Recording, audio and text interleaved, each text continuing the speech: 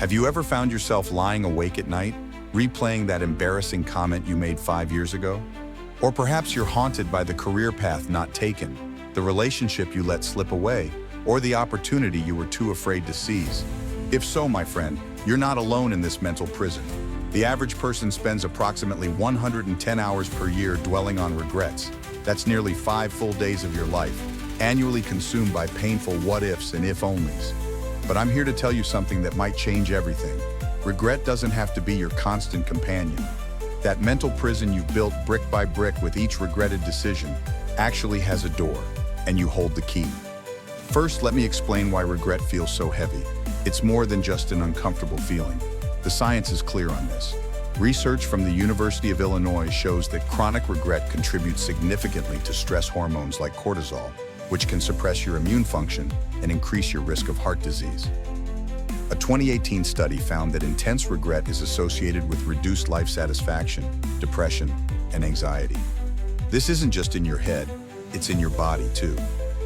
Dr. Amy Somerville, a leading researcher on regret, puts it this way: regret is the emotion we experience when we think our present situation would be better if we had decided or acted differently in the past. What makes it particularly painful is that it involves self-blame and a sense of personal responsibility. It's you pointing the finger at yourself over and over again. And here's what makes regret especially insidious: it hijacks your attention.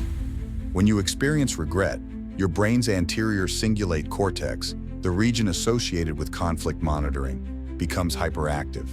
This explains why those regretful thoughts feel so intrusive and difficult to dismiss. They're literally lighting up your brain in all the wrong places. Now, before I share how to break free, let's understand what we're dealing with. Regret wears different masks.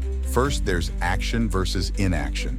Research consistently shows that while we initially regret actions, over time, our most painful regrets center around inaction. When Cornell psychologist Thomas Gilovich asked adults in their 70s about their biggest regrets, 63% involved things they failed to do rather than mistakes they made. In the short term, we're bothered by things we did that didn't work out, Gilovich notes. But in the long run, we're more haunted by the things we didn't do. Then there are moral regrets, those violations of your personal ethical code. Maybe you lied to someone you care about, betrayed a trust, or acted against your values. Research suggests these regrets are particularly resistant to resolution because they challenge your self-image as a good person. They cut to the core of who you believe yourself to be.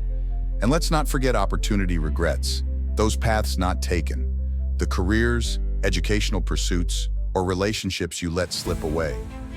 A 2021 survey found that 68% of Americans regret not saving enough for retirement earlier, a classic opportunity regret that compounds with time. So if regret is so painful, why do we remain trapped in its cycle?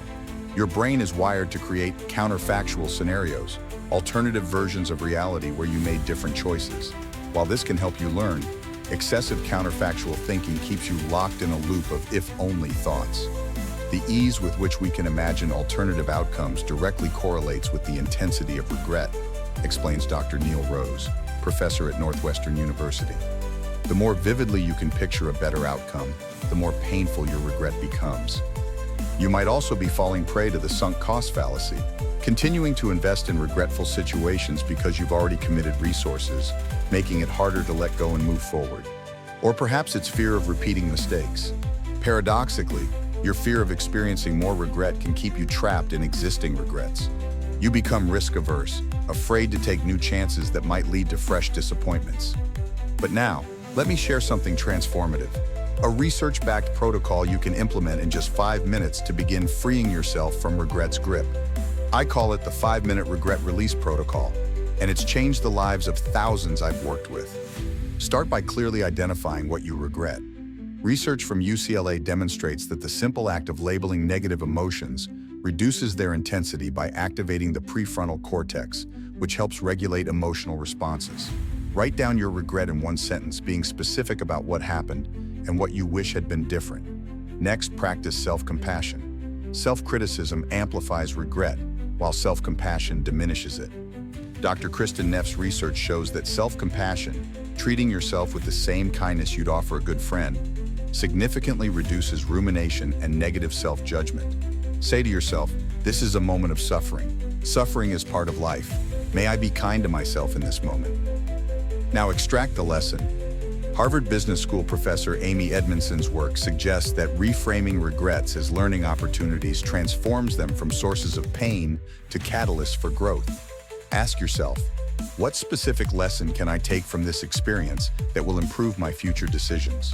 This isn't about finding a silver lining. It's about mining the experience for genuine wisdom. The fourth minute is about implementing temporal distancing. Research from Ohio State University shows that adopting a future perspective, imagining looking back on current concerns from a point years in the future, reduces emotional reactivity and promotes wiser reasoning. Imagine yourself 10 years from now. How important will this regret seem then? What advice would your future self give you about this situation? This perspective shift can be profoundly liberating. Finally, take one small action. Behavioral activation, taking concrete action despite negative emotions, is a cornerstone of effective cognitive behavioral therapy.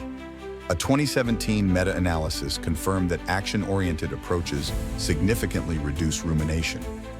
Identify one small, specific action you can take today that aligns with the lesson you extracted from your regret.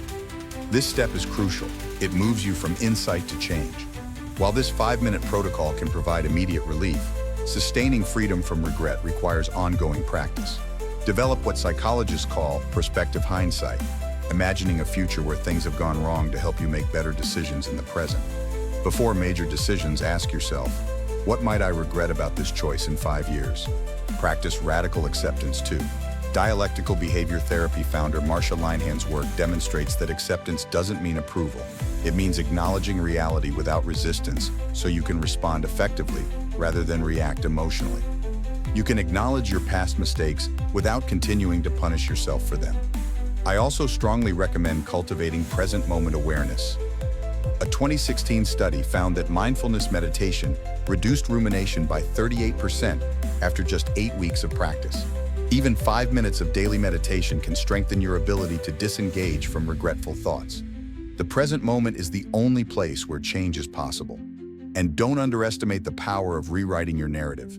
How you tell your life story impacts your well-being. People who integrate difficult experiences, including regrets, into a coherent narrative of growth report greater life satisfaction. Your regrets don't have to be the defining chapters of your story. They can be the plot twists that led to character development. When you transform your relationship with regret, remarkable benefits emerge.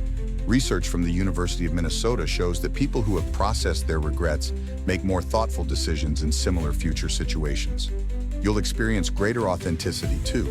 A 2020 study found that working through regrets leads to increased authenticity and alignment with personal values.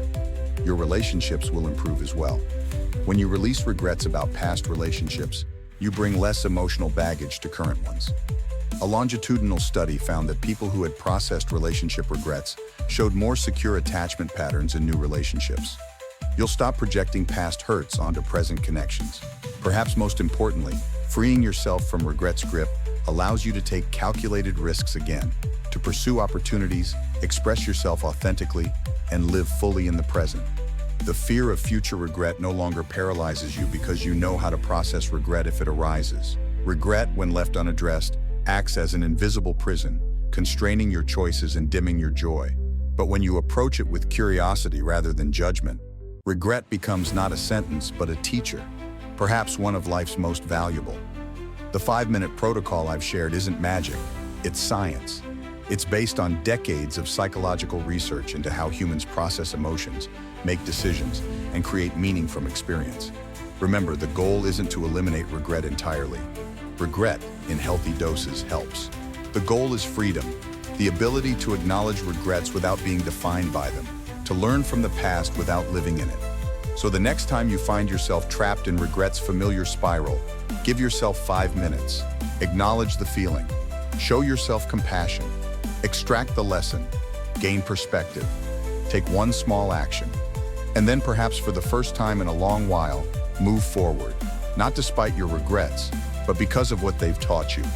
Your future self is already thanking you for breaking free.